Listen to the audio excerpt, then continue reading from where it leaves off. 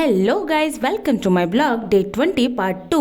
तो भारतीय अखंडता के प्रतीक सरदार वल्लभ भाई पटेल यानी कि स्टैचू ऑफ यूनिटी को देखने के बाद हम पहुंच गए जंगल सफारी। अब हम पहुंच चुके हैं जंगल सफारी, जो कि ठीक मेरे सामने है। यहाँ से हम एंटर करेंगे।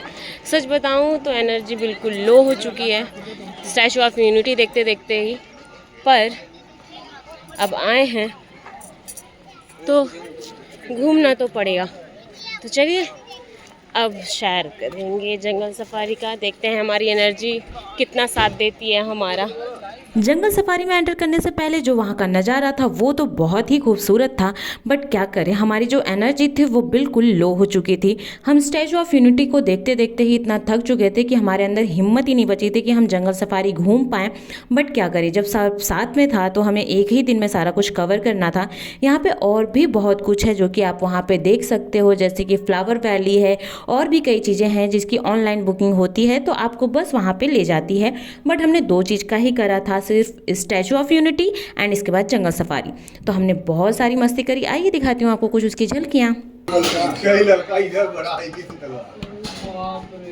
Move please, move please, move. ये प्रियांशु जैसा है, बस पड़ा हुआ है खा के।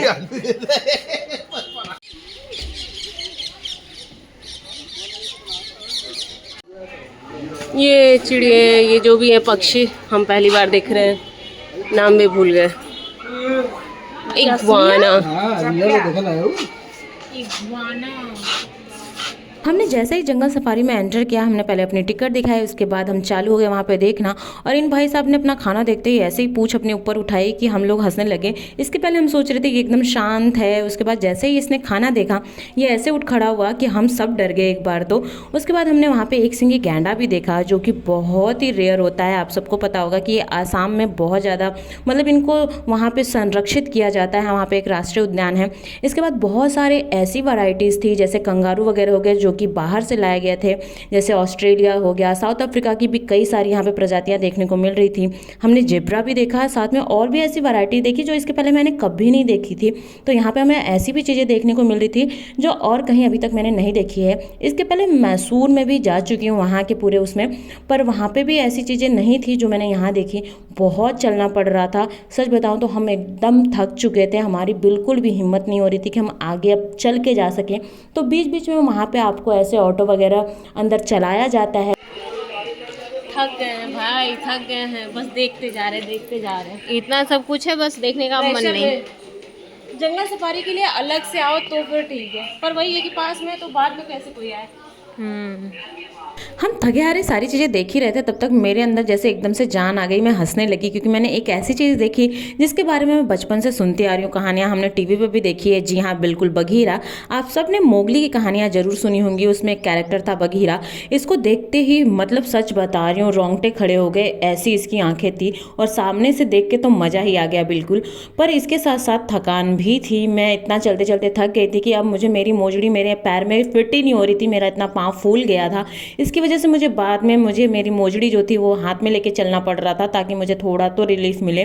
बिल्कुल मतलब हालत ख़राब थी, चलते चलते मेरे पूरे पैर में स्वेलिंग हो गई थी।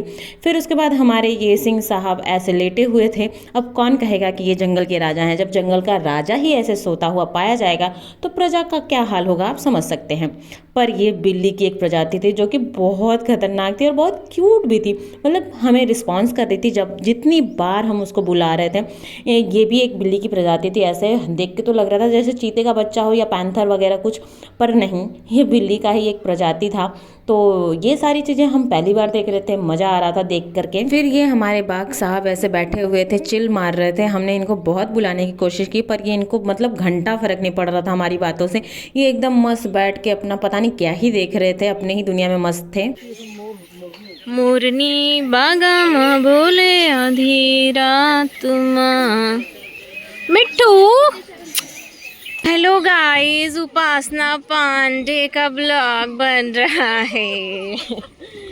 शरीर में जान प्राण नहीं बचा है पर ब्लॉगिंग नहीं रुकनी चाहिए गाइस। वाह, पूरी बहुत अच्छा व्यू आ रहा है, बहुत।